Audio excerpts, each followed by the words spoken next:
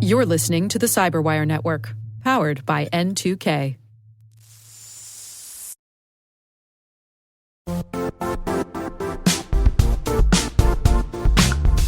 The IT world used to be simpler. You only had to secure and manage environments that you controlled. Then came new technologies and new ways to work. Now, employees, apps, and networks are everywhere. This means poor visibility, security gaps, and added risk. That's why Cloudflare created the first-ever connectivity cloud. Visit cloudflare.com to protect your business everywhere you do business.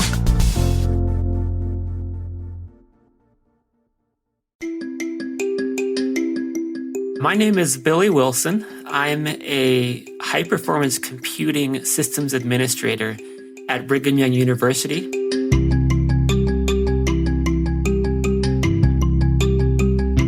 Some of my earliest notions were actually writing. I was really interested in being a writer. And that still persists to this day, that when I have opportunities and time, I like to write. It kind of resonates with me. When I was 19 years old, I went on an ecclesiastical mission for my church out to South Korea and spent a couple of years in that country, learning a new language. And then after that, I came to BYU as a student, and I studied linguistics in Korean, continuing that interest. Learning languages, being able to communicate, that's a huge part of tech, because those language skills translate to technical skills when you're sitting at a command prompt or writing scripts, so on and so forth. We're trying to interpret data. So I graduated, and it was in the middle of the recession. It was in 2010. And about that time, I had a friend saying, hey, we have a company out here. Security Metrics was a mid-sized company I worked for. And they needed someone that spoke Korean to talk with their Korean clients in New York and LA. So I joined up. And after a few months there, I found myself translating the PCI DSS 2.0 that had just come out. And it was a lot of work. And partway through that, I started thinking to myself, do I want to be translating documents in a room for the rest of my life?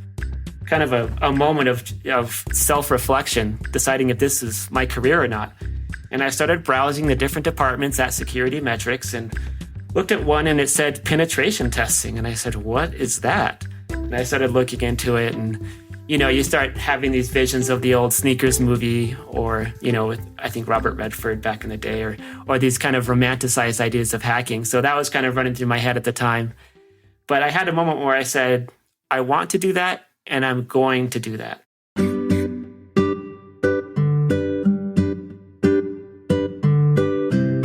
And eventually, I tried to move to high-performance computing at my alma mater. This is kind of funny, but my boss, he said, we're really glad we hired you. The reason we hired you is because, you showed this potential and you had a thirst for learning. But also it was because we couldn't completely afford the people that were fully qualified for the job. I said, perfect. I'm glad that you couldn't afford the fully qualified people, because I'm so ready to learn this. So that was an opportunity for me. And that slowly evolved into an interest in really protecting kind of the defense side, and grew into what I'm working on now, which is a master's degree from SANS Technology Institute for information security engineering, because we do deal with protected data depending on research contracts that professors pull in, and then we're responsible for just securing that data that they're dealing with. We have a big cluster of Linux servers where our researchers can dispatch jobs to do their research. And we get to be this sort of this knot, kind of this tied knot in the university, where a lot of the computationally intensive research gets centralized, because it's easier to centralize that than to have it all distributed across the different departments or individual professors who care about the research, but they don't necessarily want to get bogged down by the details of security or compliance.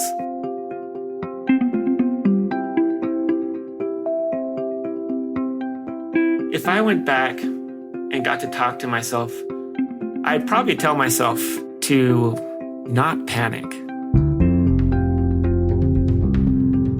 I was convinced that I needed to have a single overarching passion above everything else in my career, or else I don't have my career set yet, was sort of my concern. And I was also worried because I would see these professionals and these trainers talking about their passion, right? And I was wondering what was wrong with me, why I didn't have the same thing. And I discovered that my personality is just a little bit different. I don't necessarily have one single overarching passion because there's so many interesting things in the world, and I shouldn't panic about that.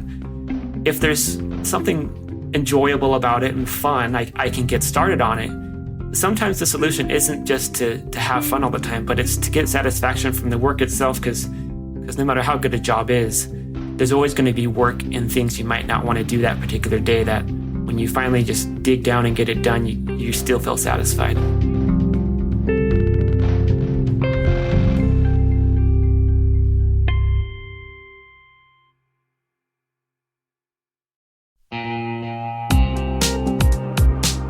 Now a word from our sponsor, the Johns Hopkins University Information Security Institute, currently seeking qualified applicants for its innovative Master of Science in Security Informatics degree program. Study alongside world-class interdisciplinary experts and gain unparalleled educational, research, and professional experience in information security and assurance. Interested U.S. citizens should consider the National Science Foundation's CyberCore Scholarship for Service program, which covers tuition, required fees, university-sponsored health insurance, and a $6,000 annual professional development allowance, as well as providing a $37,000 additional annual stipend. Apply for the scholarship and the spring semester by November 15th. Learn more at cs.jhu.edu/MSSI.